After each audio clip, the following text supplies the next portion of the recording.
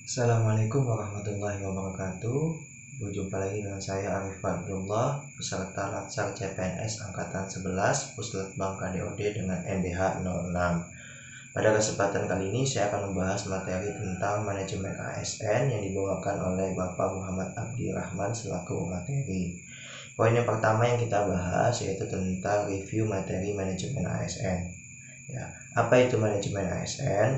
Manajemen ASN adalah pengelolaan ASN untuk menghasilkan pegawai ASN yang profesional, memiliki nilai dasar etika profesi, bebas dari intervensi politik, bersih dari praktek korupsi, kolusi, dan nepotisme. Nah, pegawai ASN di Indonesia itu ada dua jenis, yaitu yang pertama adalah PNS. PNS adalah pegawai negeri sipil yang diangkat secara tetap oleh pejabat pembina kepegawaian untuk menduduki jabatan pemerintahan. Sementara pegawai jenis kedua itu namanya P3K atau pegawai pemerintahan dengan perjanjian kerja yang diangkat oleh pejabat pembina kepegawaian dan diserahin tugas negara untuk jangka waktu tertentu dalam rangka melaksanakan tugas pemerintahan. Kemudian apa yang perlu dikelola dan diatur di dalam manajemen ASN ya? Yang pertama adalah yang diatur terkait dengan kompetensi yang harus dimiliki oleh setiap profesi ASN. Yang pertama adalah kompetensi teknis, yaitu berkaitan dengan pengetahuan, keterampilan atau sikap dan perilakunya berkaitan dengan bidang keahlian yang dia miliki. Yang kedua adalah kompetensi manajerial, yaitu berkaitan dengan kompetensi pengetahuan, keterampilan, sikap atau perilaku berkaitan dengan manajemen organisasi. Kemudian yang ketiga, kompetensi sosial kultural, yaitu kompetensi pengetahuan, keterampilan atau sikap kan yang berhubungan dengan pengalaman interaksi dengan masyarakat yang majemuk dan multikultural.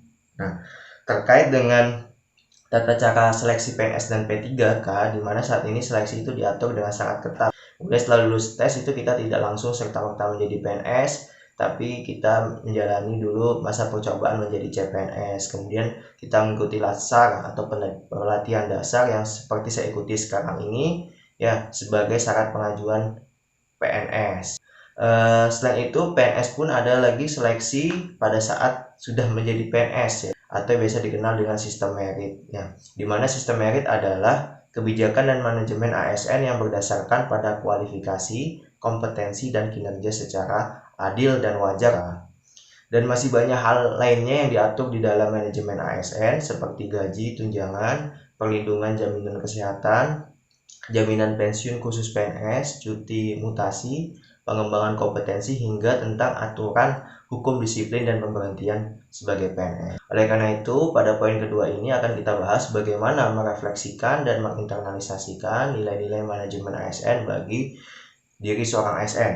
Ya, yang pertama adalah ASN harus menyadari bahwasanya segala tindakan, sikap perilakunya di tengah kehidupan kerja dan sosial sesungguhnya telah diatur oleh manajemen ASN. Yang kedua, ASN harus menyadari bahwasanya ASN itu memiliki kesempatan yang sama dalam melakukan pekerjaannya secara profesional dan mengisi posisi-posisi jabatan tertentu di instansi pemerintahan dengan sistem merit.